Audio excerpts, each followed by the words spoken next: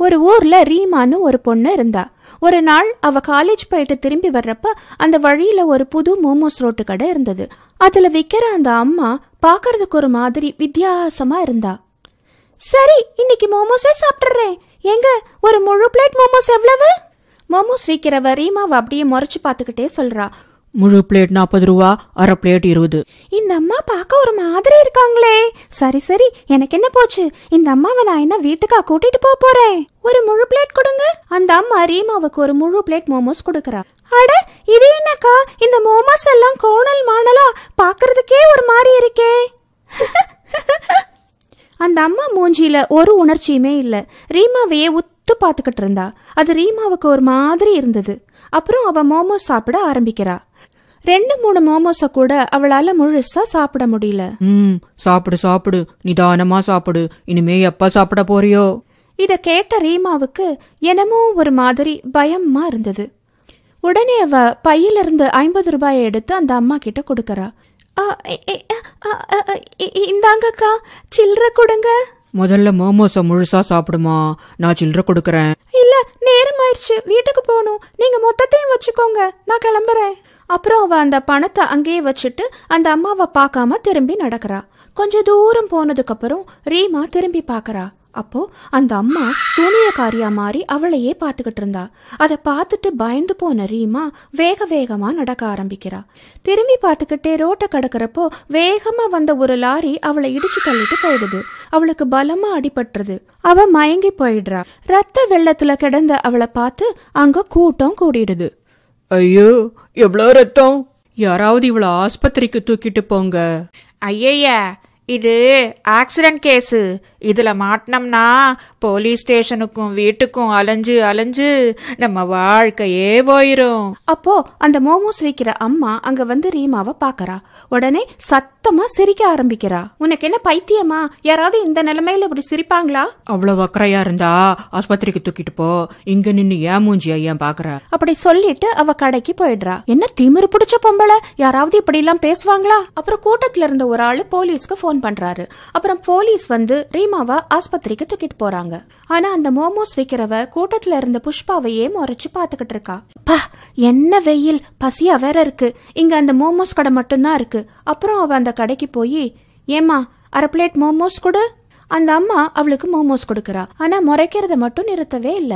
ஏய், நான் அப்பல இருந்து பாத்துக்கிட்டு இருக்கேன், என்ன முறைச்சுக்கிட்டே இருக்க? என் அழக பார்த்து பொறாமப்படுறியா? இருக்கும், கண்ணு வைக்கிறத விட்டுட்டு பேசாம உன் வேலைய பாரு.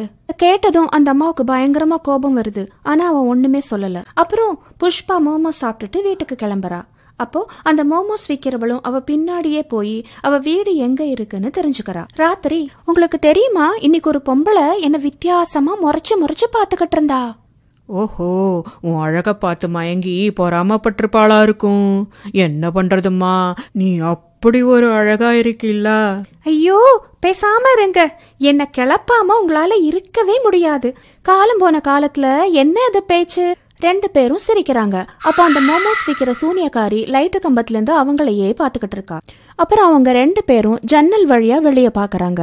ஆனா அதுக்குள்ள சூனியக்காரி மறைஞ்சிடுறா. இந்த வீதி லைட்டுக்கு என்னாச்சு? அப்பப்ப எரியுது, அப்பப்ப அணைஞ்சிருது. ராத்திரி நேரத்துல லைட் இல்லைன்னா வீதியே கும்மிருட்டா ஆயிரும். இதுக்கு நாம தான் ஏதாவது செய்யணும். வாங்க போய் என்னன்னு பாக்கலாம். அவங்க 2 பேரும் அந்த லைட்டு கம்பத்துக்கிட்ட போனதும் அந்த கம்பம் திடீர்னு உடைஞ்சு புஷ்பா மேல விழுந்துடுது. ஐயோ, புஷ்பா, புஷ்பா, என்னாச்சு புஷ்பா? எல்லாரும் ஓடி வாங்க, காப்பாத்துங்க. என் பொண்டாட்டி புஷ்பா மேல லைட்டு கம்பம் விழுந்துருச்சு. வாங்களேன், கொஞ்சம் வந்து காப்பாத்துங்களேன். ஐயோ, எனக்கு கையும் ஓடல, காலும் ஓடலையே. அவனோட சத்தத்தை கேட்டு அக்கம் பக்கத்துல இருக்கிறவங்க எல்லாம் வந்து கம்பத்தை எடுக்கிறாங்க. ஆம்புலன்ஸை கூப்பிட்டு புஷ்பாவை உடனே ஆஸ்பத்திரிக்கு எடுத்துட்டு போறாங்க. புஷ்பா மயக்கத்திலேயே இருக்கா. அவளோட நெத்தியில ஒரு பெரிய காயம் இருந்தது. அதே ஆஸ்பத்திரியில தான் ரீமாவையும் சேர்த்திருந்தாங்க. 2 நாளைக்கு அவங்க 2 பேருக்கும் அங்க வைத்தியம் நடக்குது. இந்த 2 சம்பவமும் தானா நடந்ததா இல்ல இதுக்கு பின்னாடி வேற யாராவது இருக்காங்களான்னு போலீஸ் யோசிக்க ஆரம்பிக்கிறாங்க. அப்ப ரீமா கண்ணு முழிக்கிறா. கடவுளே, இவ்வளவு நாள் கழிச்சு என் பொண்ணு கண்ணை திறந்துட்டா. என்னங்க, சீக்கிரம் போய் டாக்டரை கூட்டிட்டு வாங்க. அவங்க அப்பா வேகமா போய் டாக்டர் கூட்டிட்டு வராரு. டாக்டரோட போலீஸும் அவளோட வாக்குமூலம் வாங்குறதுக்கு வராங்க. நல்லா யோசிச்சு விவரமா அன்னைக்கு அந்த ஆக்சிடென்ட் எப்படி ஆச்சுன்னு சொல்லுமா. ரீமாவுக்கு இன்னும் பயமாவே இருந்தது. பயத்துல நடந்தது எதுவுமே ஞாபகத்துக்கு வரல. திரும்ப திரும்ப அந்த மோமோஸ் விக்கிறவளோட மூஞ்சி மட்டும் ஞாபகத்துக்கு வந்தது. அவ போலீஸ் கிட்ட சொல்லிக்கிட்டே இருந்தப்போ ஏதோ ஒரு சத்தம் கேக்குது. அப்ப அவளுக்கு ஜன்னலுக்கு வெளியே அந்த மோமோஸ் சூனியக்காரி நிக்கிறது தெரியுது. ரீமாவுக்கு பயத்துல பேச்சே வரல. அவ நடுங்கிக்கிட்டே ஜன்னல் பக்கமா கைய காமிக்கிறா.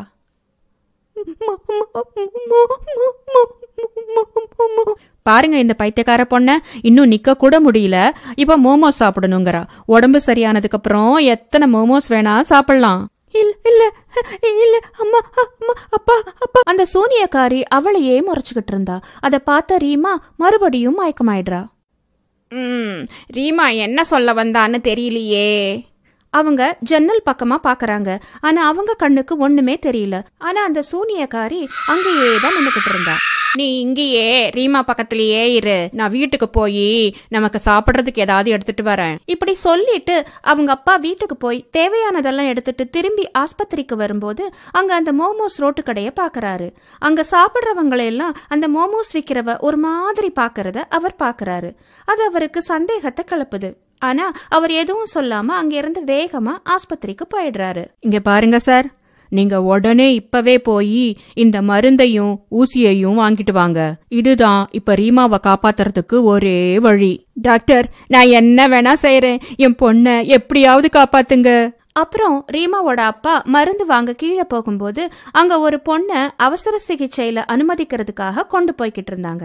அட, இந்த பொண்ண நான் எங்கேயோ பாத்துருக்கிறனே. கொஞ்ச நேரத்துக்கு முன்னாடி இவதான் மோமோஸ் சாப்பிட்டுக்கிட்டு இருந்தா. அவருக்கு அந்த மோமோஸ் விக்கிறவளோட மூஞ்சி ஞாபகத்துக்கு வருது. அந்த மோமோஸ் விக்கிறவளும் பாக்கறதுக்கு ரொம்ப வித்தியாசமா இருந்தா. அங்க மோமோஸ் சாப்பிட வர்றவங்களையெல்லாம் அப்படியே முழுங்குற மாதிரியே பாத்துக்கிட்டு இருந்தா. அவரோட சந்தேகம் வலுக்குது. அப்புறம் ரீமாவும் ஏதோ மோமோஸ் மோமோஸ்னு சொல்லிக்கிட்டு இருந்தாளே. அவளுக்கு ஆக்சிடென்ட் ஆன ரோட்ல தான் இந்த மோமோஸ் கடையும் இருக்கு. ஏதோ தப்பா இருக்க மாதிரி இருக்கு. அவரு டாக்டர் எழுதி கொடுத்த மருந்து வாங்கிட்டு வந்து கொடுக்கறாரு. டாக்டர் ரீமாவுக்கு ஊசி போட்டதும் ரீமா கண்ணை திறக்கறா. இன்னும் பயந்துகிட்டு தான் இருந்தா. ரீமா கண்ணு, ஒரு விஷயம் சொல்லுமா. ஆக்சிடென்ட் ஆன அன்னைக்கு நீ அந்த ரோட்டு கடைக்கு போய் மோமோஸ் சாப்பிட்டியா என்ன? ஆமாப்பா, சாப்பிட்டேன். அப்புறம் அவங்க அப்பா எல்லார்கிட்டயும் போய் பேசுறாரு. எல்லாரும் ஒரே பதில சொல்றாங்க. ஓ, அப்படியா சங்கதி. இதெல்லாம் ஏன் நடக்குது, எப்படி நடக்குதுன்னு இப்ப எனக்கு தெளிவா புரிஞ்சு போச்சு. அவங்க எல்லாரும் அந்த மோமோஸ் விக்கிற கடைக்கு பக்கத்துல போய் மறைஞ்சு பாக்குறாங்க. வியாபாரம் முடிஞ்சதுக்கு அப்புறம் அந்த மோமோஸ் விக்கிறவ ஒரு சூனியக்காரியா மாறிடுறா. ஒவ்வொரு நாளும் என்கிட்ட மாட்டிக்கிட்டு முழிக்க போறீங்க. இந்த மோமோஸ் சாப்பிட்டு சாப்பிட்டு எல்லாரும் சாக போறீங்க. நீங்க சாக சாக எனக்கு சக்தி ஏறிக்கிட்டே இருக்கு. பார்த்த ரீமாவோட அப்பாவுக்கு அதிர்ச்சி ஆயிடுது. ஐயோ, ஒரு சூனியக்காரியோட மோமோஸையா என் பொண்ணு சாப்பிட்டா? என்ன கொடுமை. இன்னைக்கு ஆஸ்பத்திரியில செத்துக்கிட்டு இருக்கிற எல்லாரும் இவளோட மோமோஸ சாப்பிட்டவங்களா தான் இருக்கும். வாங்க, உடனே இந்த விஷயத்த போலீஸ் கிட்ட போய் சொல்லலாம். ரீமாவோட அப்பா எல்லாரையும் கூட்டிக்கிட்டு போய் போலீஸ் கிட்ட இந்த விஷயத்த சொல்றாரு. எல்லாரும் கையில கம்பு குச்சி எல்லாம் எடுத்துக்கிட்டு அந்த கடைக்கு வர்றாங்க. ஏய் சூனியக்காரி, நீ யாருங்கிறது எங்களுக்கு தெரிஞ்சு போச்சு. உன்னோட மோமோஸ சாப்பிட்டு எங்க வீட்டு ஆளுங்கெல்லாம் ஆஸ்பத்திரியில செத்துக்கிட்டு இருக்காங்க. இன்னைக்கு உன்னால தப்பிக்கவே முடியாது. ஹே, உங்களால என்ன ஒண்ணு செய்ய முடியாது. போங்க, போய் சாக கிடக்கிறவங்கள காப்பாத்த பாருங்க. இத கேட்டதும் எல்லாருக்கும் பயங்கரமா கோபம் வருது. அவங்க அந்த சூனியக்காரிய அடி வெளுத்து வாங்குறாங்க. கத்திக்கிட்டே அந்த சூனியக்காரி பறக்க ஆரம்பிக்கிறா. இன்னைக்கு நான் போறேன், ஆனா மறுபடியும் வருவேன், உங்க எல்லாத்தையும் பழி வாங்குவேன்.